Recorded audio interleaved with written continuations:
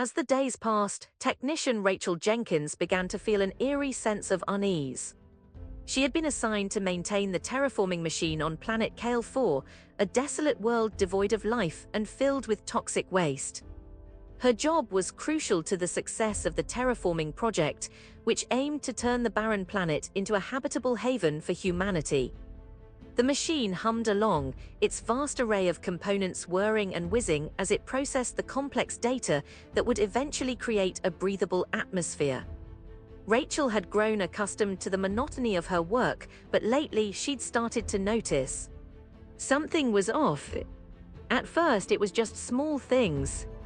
A misplaced tool here, a flickering light there. She wrote them off as mere malfunction or equipment failure.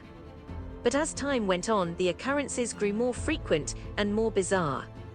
Rachel would be working in the control room, lost in thought, when suddenly she'd feel an intense, creeping sense of dread. Or she'd be checking the machine's logs when she'd stumble upon lines of code that seemed to have been written by someone or something other than her. One fateful evening, as Rachel was performing routine maintenance on the machine's propulsion system, she felt a jolt of electricity course through her body. She let out a startled yelp and stumbled backward, almost dropping the wrench in her hand.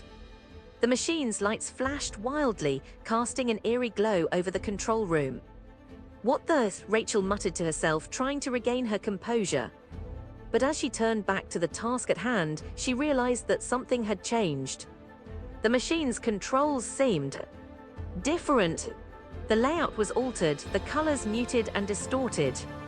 "Is this happening again?" Rachel wondered aloud, a growing sense of panic rising in her chest. She tried to access the system, but it refused to respond. "This can't be right," she muttered, frustration seeping into her voice.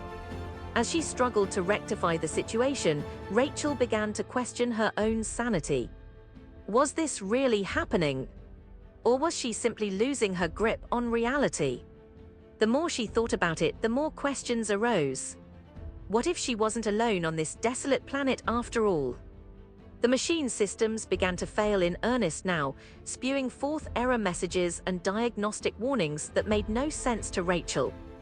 She frantically searched for a solution, scouring her notes and databases for any clues, but it was as if the very fabric of reality had been altered. "What's going on here?" she demanded, throwing up her hands in frustration. "Why can't I fix this?" Just then, the machine's lights dimmed to an almost imperceptible flicker. The air around Rachel seemed to thicken and warp, like a heat haze on a summer day. She felt herself being pulled toward the machine, as if by some unseen force. "Rachel," a voice whispered in her ear, sending shivers down her spine. "Is that you?" Rachel spun around, but there was no one there.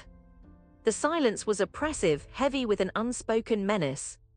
"No," she stammered, shaking her head. "It's just the machine."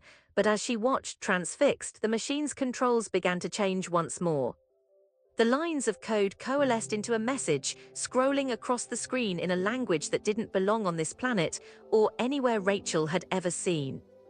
"We are not alone here," it read. "We never were." Rachel felt her grip on reality slip further away with each passing moment.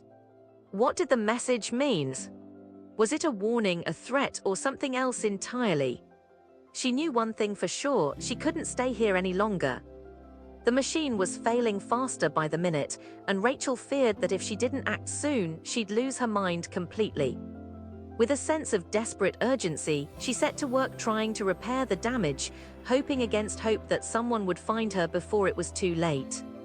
But as she worked, she couldn't shake the feeling that she wasn't alone on planet Kale 4 after all. That something or someone else was watching her every move. As the hours ticked by, Rachel's world grew increasingly distorted. The lines between reality and fantasy blurred, leaving her questioning everything she thought she knew about herself and the universe around her. Would anyone ever find her? Or would she become just another forgotten soul on this desolate, alien world? Only time would tell.